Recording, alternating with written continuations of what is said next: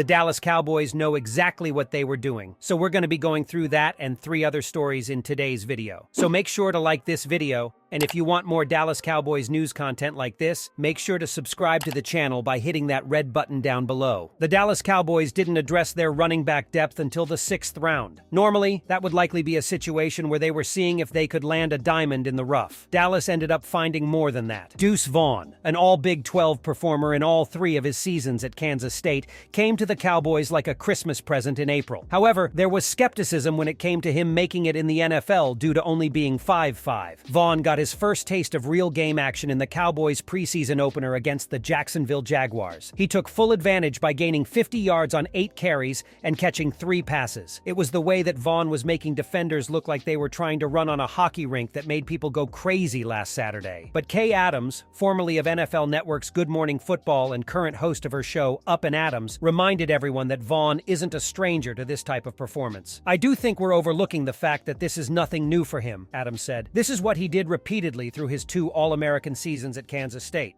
And I know he's got the whole 'I'm short, let's not pay attention.'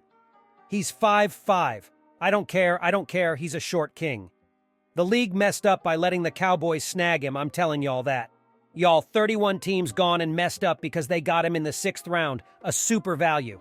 And I think he's seriously going to press for reps in Dallas, in this offense, this year with Tony Pollard coming off an ankle injury."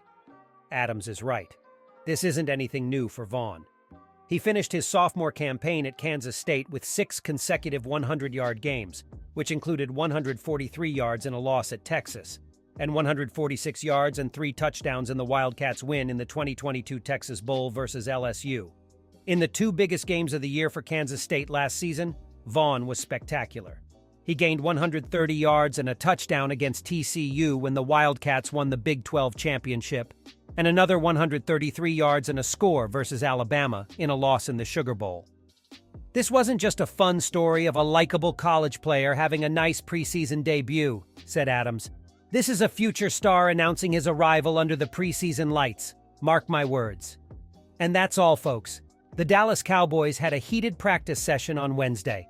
Multiple fights broke out during today's midweek practice, including one that featured a punch thrown by superstar defender Micah Parsons. After getting into it with Pro Bowl center Tyler Biadasz, Parsons landed a punch on the veteran lineman. This punch resulted in a massive offense versus defense scuffle on the practice field. Just last week, Dallas head coach Mike McCarthy had this to say about all the fighting going on during the Cowboys' joint practices with the Los Angeles Rams. "You like fight in your football team," McCarthy said, via the Dallas Morning News. "You don't want fighting because of the discipline of what it does. It's not part of the game. So you definitely want the fight, the edge, the discipline of being on the edge. But also we're still on a practice structure. I think as you see in these types of environments, one team is not used to practicing against the other, for obvious reasons. And it particularly happens at the end of plays. That's usually when this stuff happens. I think it's normal if you went around the league. I don't think our practice would look any different than others." The Cowboys have their 2nd preseason game against the Seattle Seahawks on Saturday. The Dallas Cowboys could be an ideal landing spot for former Washington Commanders linebacker Jon Bostic. As suggested by Bleacher Report's Christopher Knox, the Cowboys must target the 32-year-old linebacker. Bostic is one of the more experienced linebackers in the NFL, having started 86 of his 121 appearances during his 10-year career. Knox argues that Bostic would be a bargain-level signing and could help upgrade the Cowboys' run defensive unit. "Defensively, Dallas should be looking for ways to upgrade its run defense," writes Knox. The Cowboys ranked 23rd in yards per carry allowed last season, and in a conference that features run-first teams like the San Francisco 49ers and Philadelphia Eagles, that's a problem. As Knox also mentions, Bostic has finished the past 2 seasons on injured reserve, appearing in just 19 games over that time frame. However, he did play in 15 games last season before ending up on injured reserve due to a torn pectoral injury. Veteran linebacker Jon Bostic landed on injured reserve last year with a torn pectoral, but is a solid chase and tackle backer who has 121 games and 86 starts on his resume, writes Knox. He's finished each of the last 2 years on injured reserve, but tallied 118 tackles when last healthy in 2020. Despite serving mostly as a starter since the 2017 season, he also started 40 games for the Commanders over the past 4 seasons. Bostic has never been a highly paid linebacker. The former second-round draft pick has never averaged more than $2.6 million per season on any of his contracts.